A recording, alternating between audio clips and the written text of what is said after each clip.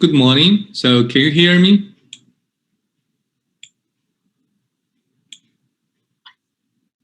All right, good. Okay, so today we're going to have a review for our third exam. And here's the information about third exam.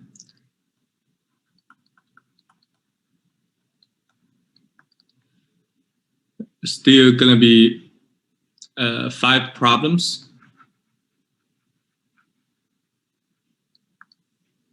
Okay, everything closed.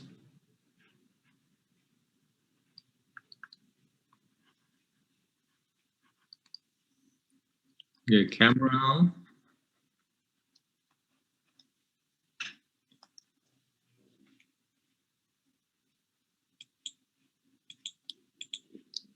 And the date is next Thursday, which is November the 5th.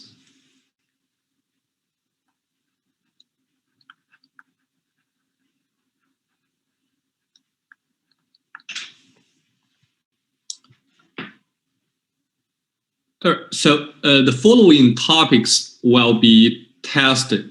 So you just need to focus on the following things I reviewed to prepare for the exam. Okay, so the first thing is how to determine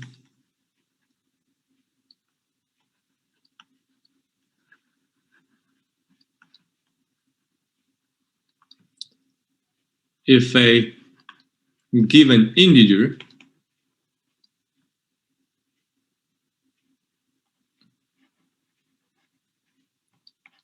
is a prime number.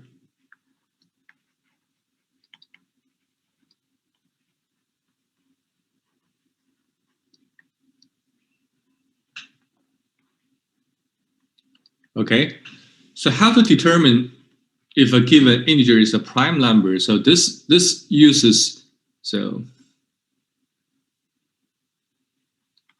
the method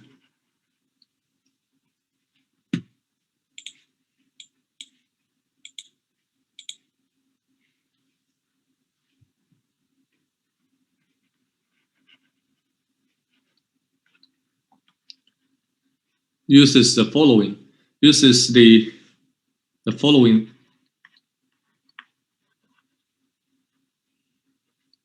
theorem.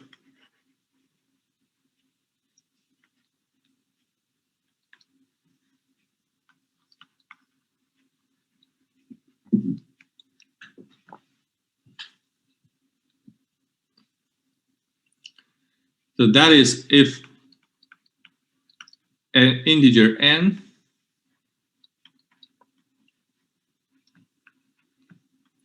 is a composite number,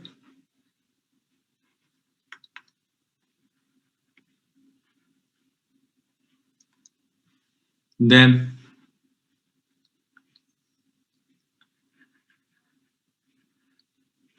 there is a prime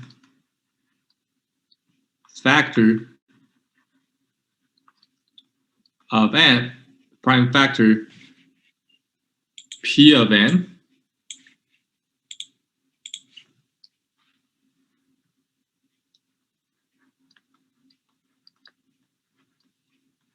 such that P is less than or equal to the square root of n.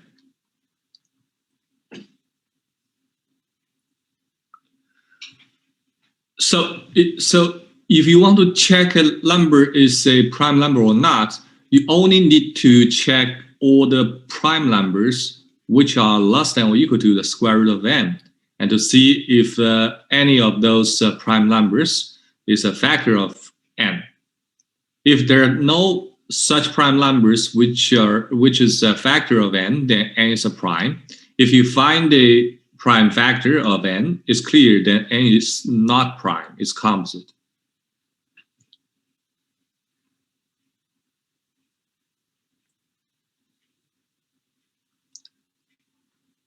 Okay, so I can show you an example of using this method.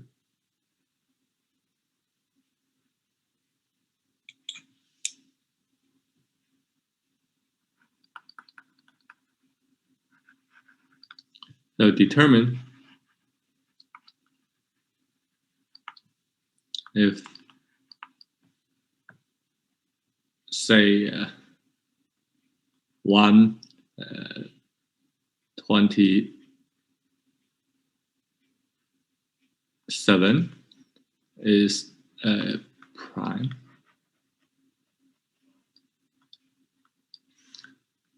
So our solution is, so you first look at the square root of 127. So this number, you can find the approximate value. So approximate integer value of this is like 11 to 12, because 11 squared is 121 and 12 squared is 144. But in any case, this is going to be less than 12. So you find the integer which is greater than the square root, but very close to the square root. And then I just search. So there are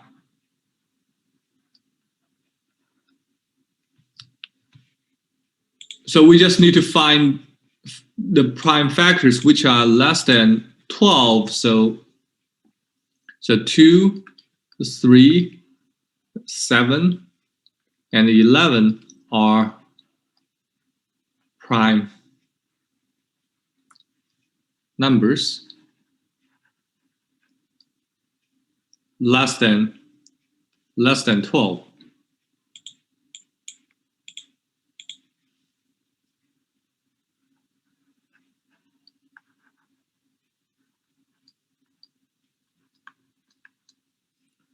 So we just need to check whether these four numbers are factors of 127. So after simple computations,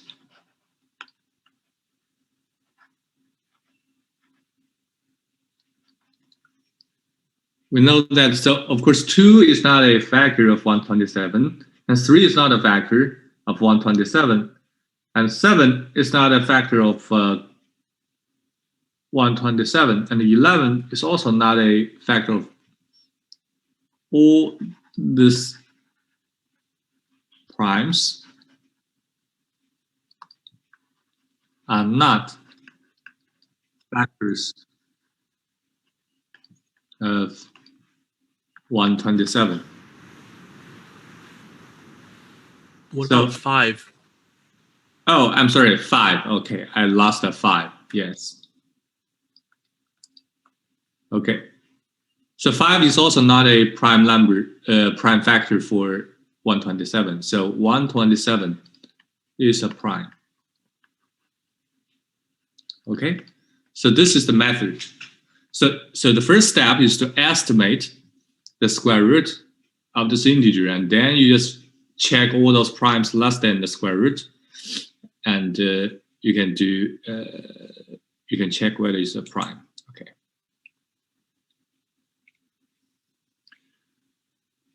All right. So the second problem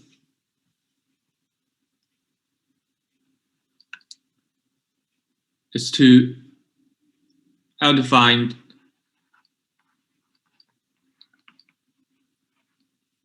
okay, so I would say the statement of the remainder theorem.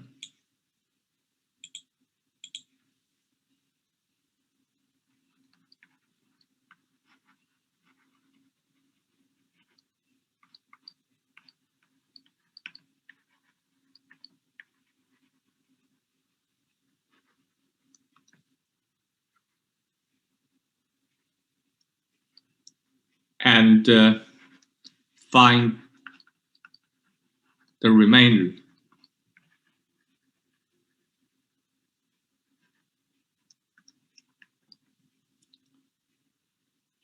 Okay, so what is the statement of the remainder theorem? The statement of the remainder theorem says the following. So that's the theorem. So let A and B be integers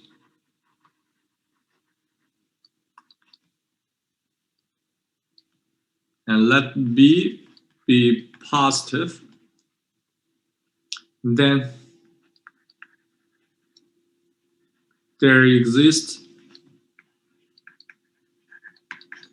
unique Q and R such that A is equal to B times Q plus R, with R is greater than or equal to 0, strictly less than B. So here, this R is a remainder, okay? R is a remainder. But one important thing, as I mentioned in class, is this condition, okay? When you write A as B times Q plus R, this R has to be greater than or equal to 0 and strictly less than B. So this is a key to find the remainder. Okay, so you have to remember this. And let's look at the example of how to find out the remainder. And of course,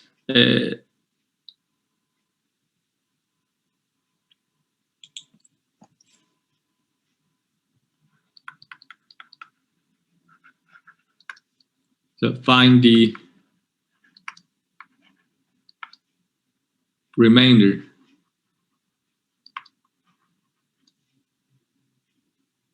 of when.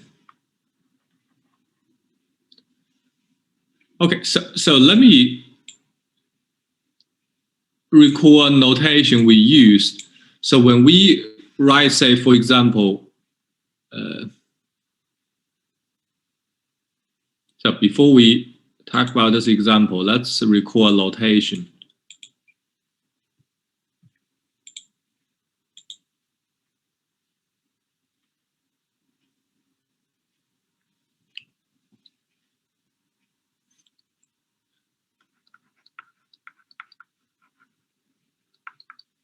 So for example, if we look at 7 and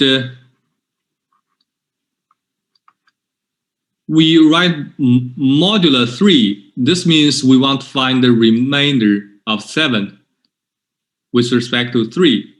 So this is going to be, we know that it's 1 because 7 is equal to 2 times 3 plus 1. And you can see 1 is less than 7, greater than or equal to 0. So this means that 1 and 7 have the same remainder modulus 3 when you divide 3. Okay, so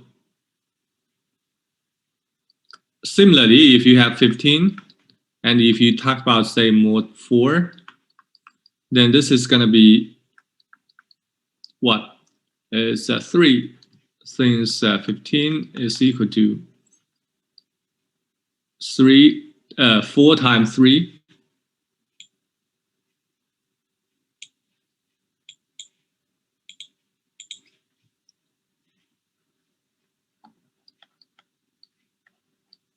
plus 3. So 3 is the remainder. So this is just a notation when we write mod means you want to find the remainder. So let's look at an example. So find out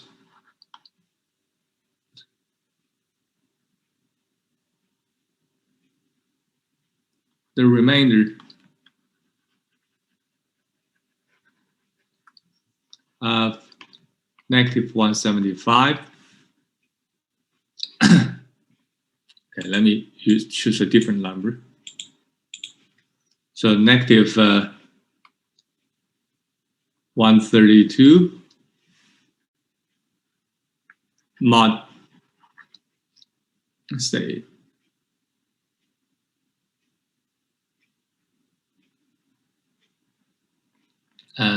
7. What's 7? All right. So what you're going to do is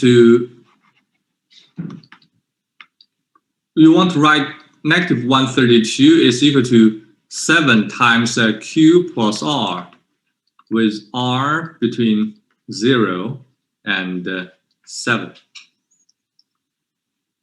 So here is how you want to do a division. So negative 132 is equal to 7 times. So if you forget about the negative sign, so say positive 132 divide 7, which is about 1. Okay, it's a 62, 1, 18. So it's something like 18. But you have a negative sign. If you say you write this as 7 times negative 18, what do you get? So negative 18 times 7, okay, 6. So 1 to 6. So negative 1 to 6. But then you get this has to plus a negative number, which is negative 6. So this is, although this is of the form 7 times something plus something, but negative 6 is not in this range. So you have to write it as 7 times negative 19, say plus 1. Okay. So now this 1 is really in this range between 0 and 7. So negative 132 is equal to 1 mod 7. All right. So this is something you have to be careful when you talk about negative numbers. Okay.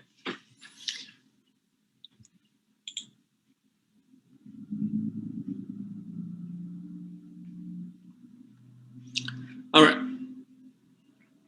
So the next thing you have to know is the Bazal's theorem, Bazal's lemma, and the Euclidean algorithm. So number 3, you should know the statement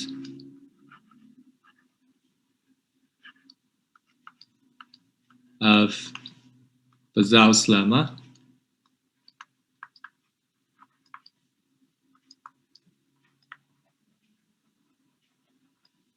And use Euclidean algorithm.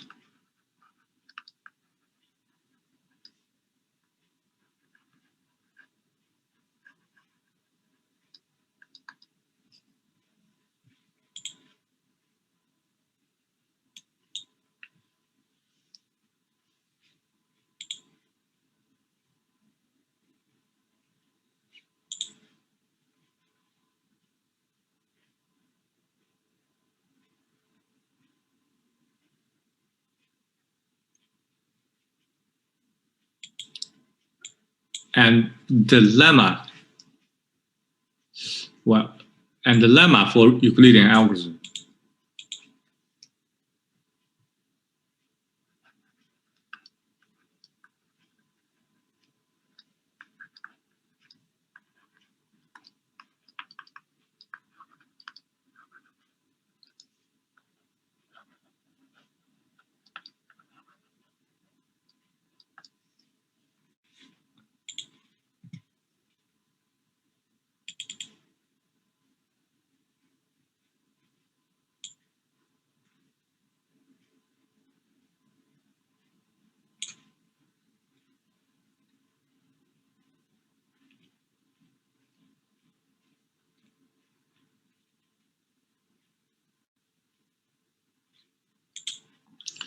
All right, so first the Bazal's lemma.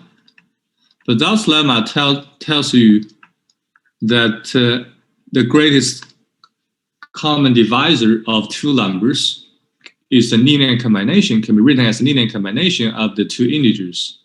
So let A and B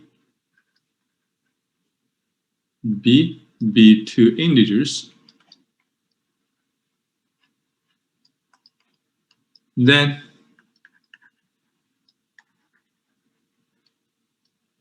there are integers S and T so that the greatest common divisor of A and B is equal to S times A plus T times B. So this is a linear combination of A and B. So this is Bazal's lemma. So what is a lemma for the Euclidean algorithm?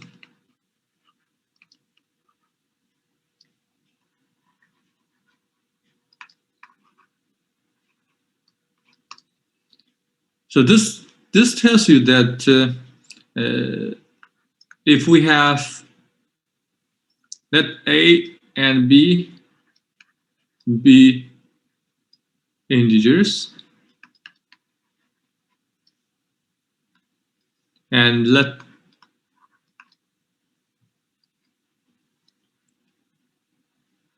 A is greater than B, greater than 0,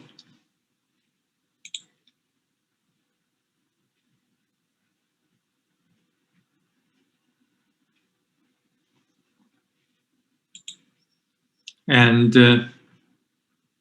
we can write A to be B times Q plus R.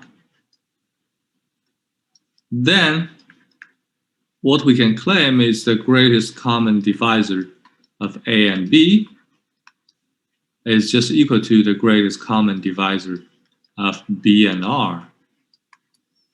All right, so you go from a larger pair AB to a smaller pair BR. So this is the lemma for Euclidean algorithm. Okay, so you should know precisely the statement of this two lemmas. And of course, then you should know how to, so the fourth problem is to use the Euclidean algorithm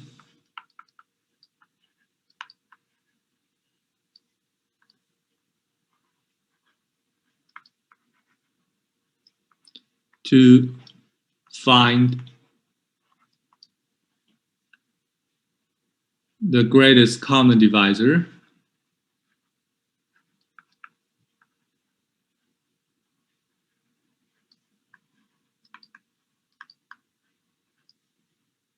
of two integers.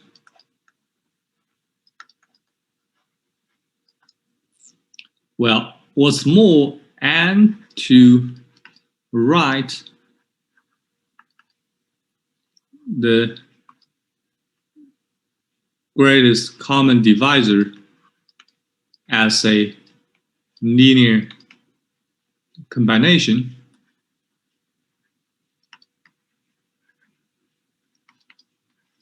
of the two integers.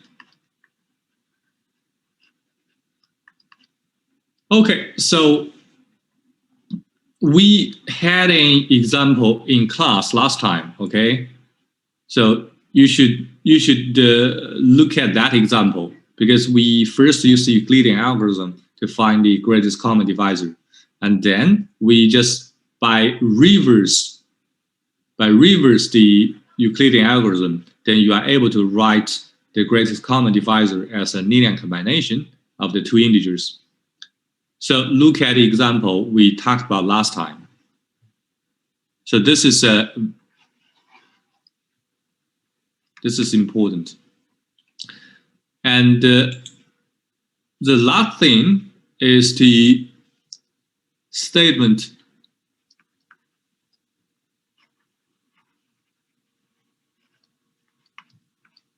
of the fundamental theorem of arithmetic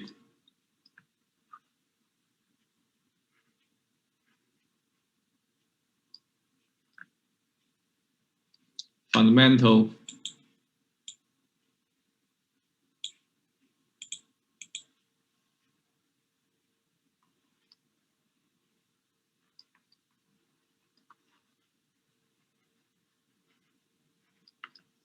theorem of arithmetic,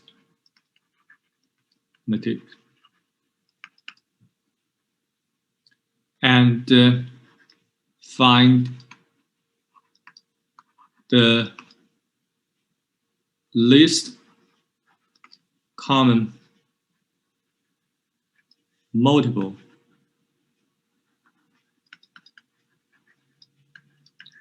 of two integers.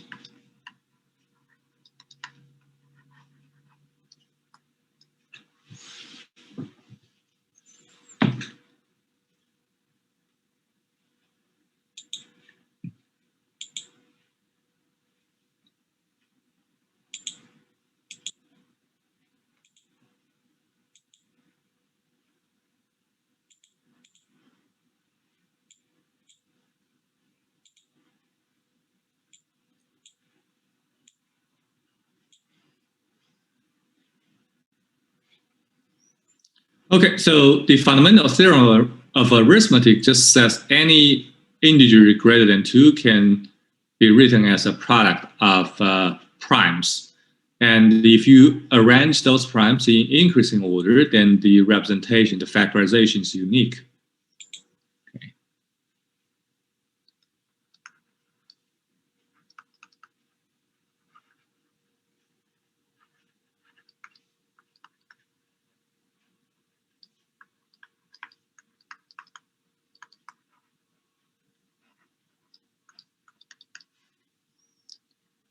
Let n greater than 1 be an integer.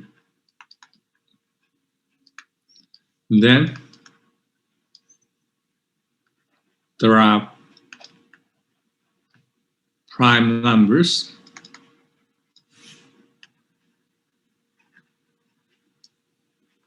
P1 less than or equal to P2, PS, so that n is equal to P1 times P2 times PS. Moreover, this factorization is unique.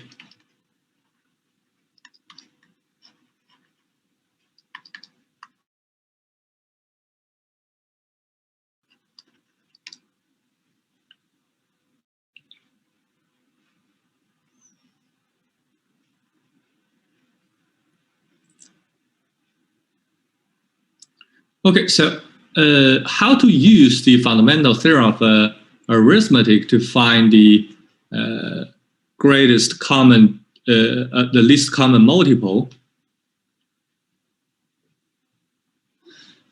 is of two integers. So we first write this two integer has product of, so in other words, we get a prime factorization of two integers.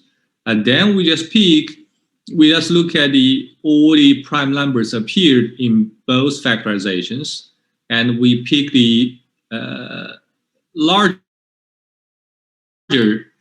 prime number appeared. Then we multiply them together to get the least common multiple.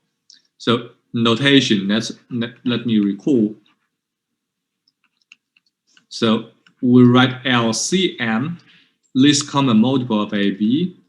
This is the least common multiple of AB.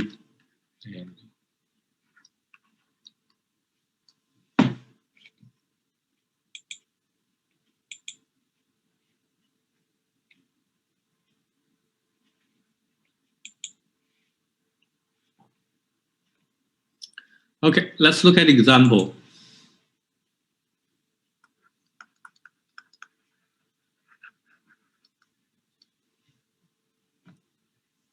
So find the least common multiple of, say, and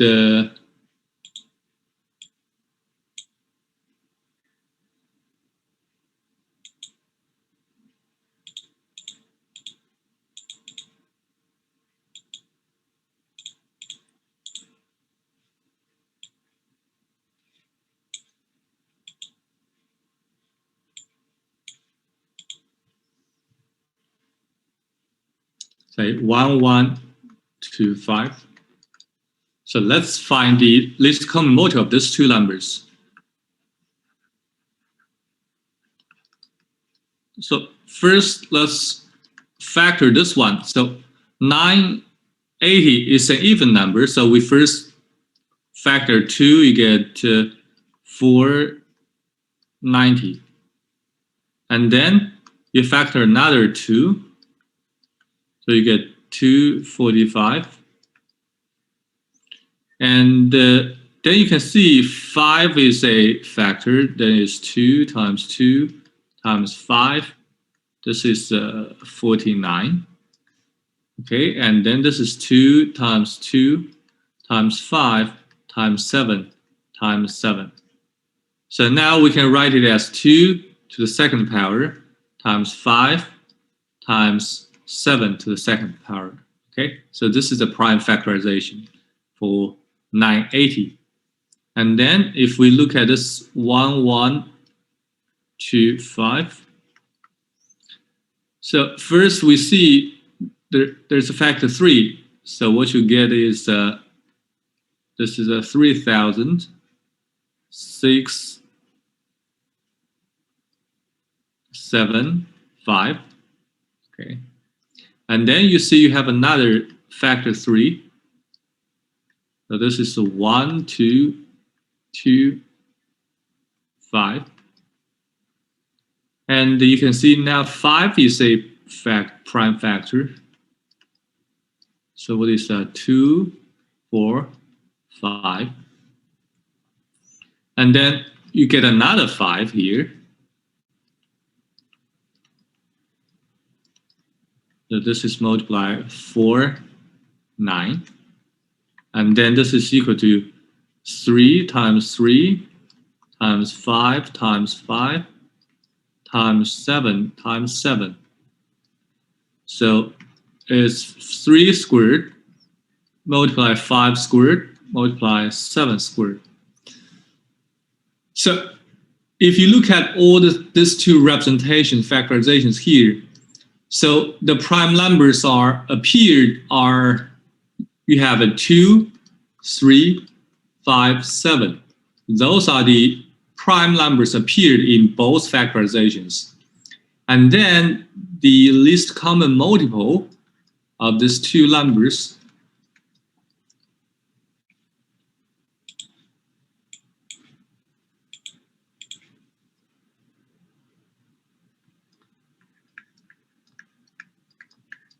so it's equal to So you first look at 2.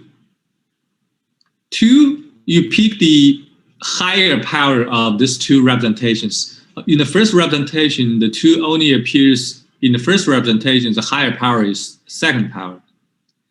And if you look at 3, so only appear in the second representation, so the higher power for 3 is 2. And if you look at 5, it appeared in both representations, but the first representation, this is 5 to the 5th, the first power, and then the second representation you get 5 to the second power, so you still have a 2. And for 7, in both factorizations you get the second power, so you just pick 2. So you always pick the larger powers. Okay, you pick the larger powers. For 2, the second power is a larger power. For 3, second power is a larger power. 5, the 2 is the larger power. So this is your least common multiple. So in this situation, the answer is already yes. You don't have to compute. You don't need to compute the multiplication, okay?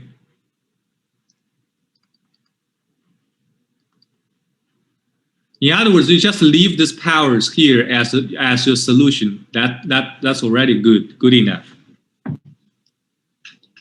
All right, those are all the topics we're going to test for exam 3. So do you have any questions?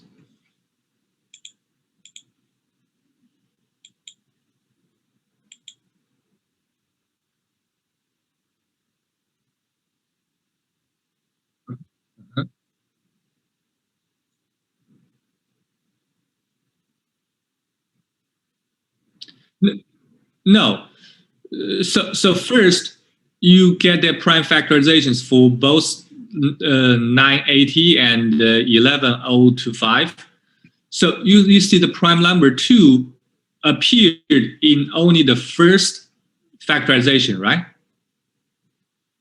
Okay, so you just need to pick the higher power for 2. So in the first factorization, you only have a second power for 2. In the second factorization, you don't have a 2, but still 2 to the second power is a higher power for 2, right? Yeah, pick the higher power. Even if this 2 doesn't appear in the second factorization, you still pick the higher power, which is the second power for 2.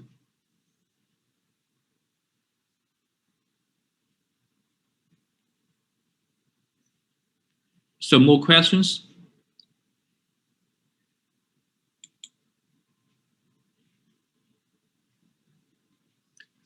All right, so if you don't have questions, then we'll stop here. And this Thursday, next Tuesday, we're going to have no lecture. And instead, I'll still host a Zoom meeting for questions as usual. So on next Thursday, then we're going to have our exam. All right. So good luck. Thank you. Yeah, bye-bye.